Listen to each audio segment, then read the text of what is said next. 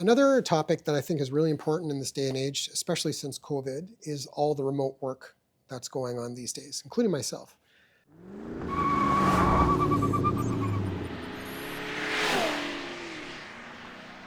Consultants will, much of the time sometimes be working remotely. Obviously, we go on site as we're assessing an environment and dealing with the key resources and individuals. But in general, in our field, there's a lot of remote work. And again, a lot of what I'm about to say seems very intuitive, and I think it is, but sometimes it's things that are important to remember. When we are out somewhere, for me, I have a home office as well as having offices that I go to. But I'm talking about now especially going outside of those more controlled areas. And I'll talk about those controlled areas too.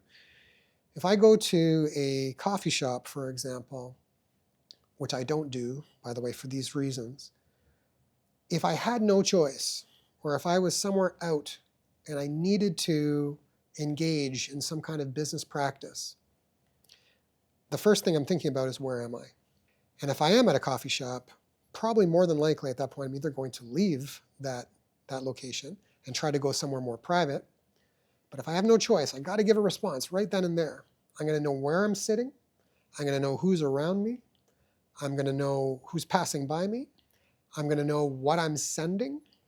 I'm going to know how my screen even, how it's showing or what's available to be seen from my screen. I'm going to be doing everything I can at that point, letting my customer know that I am not in the best spot, by the way, before I make this response, before sending any kind of critical data. In general, I'm not doing this, period, is just to be clear. But these are key points to think about for your own teams when they may be out, when they may be at a lunch together and someone is texting something in some kind of an emergency.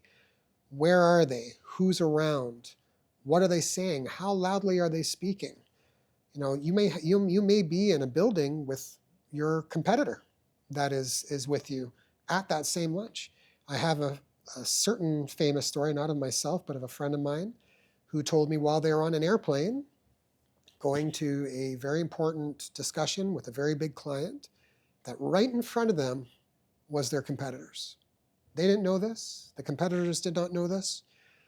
And the competitors were talking openly to each other about their presentation to get that business for that engagement. That these guys who were right behind them, in the seats behind them, were, not to their own fault, hearing this whole conversation.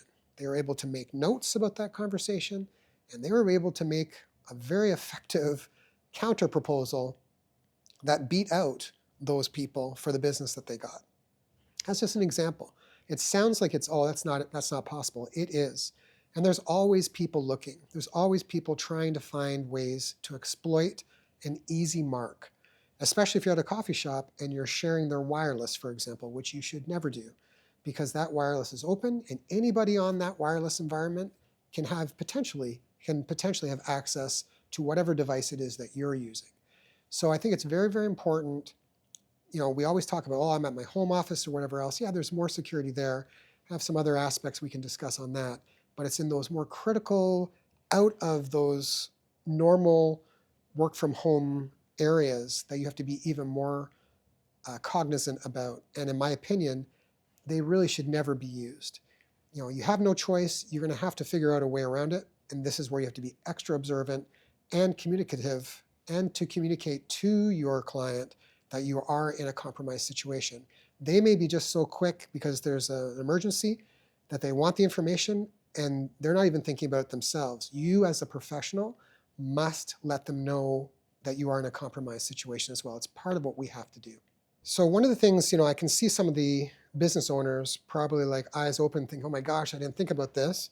What can I do to help? I'm a smaller shop. How can I help my employees that may not be as aware about security as we would like? How do I make sure that they don't go to a coffee shop and start printing stuff out or talking out loud or doing these things in an unsecured environment? Well, this is where education comes in, right? This is where what we call training and awareness programs pay for themselves over and over again. For most businesses, especially the bigger ones, they'll have a very specific onboarding process. And part of that is an educational security program that will help them to know what is expected of them. Because as a business, it is actually up to you to tell your employees what they are on the hook for, what is expected of them.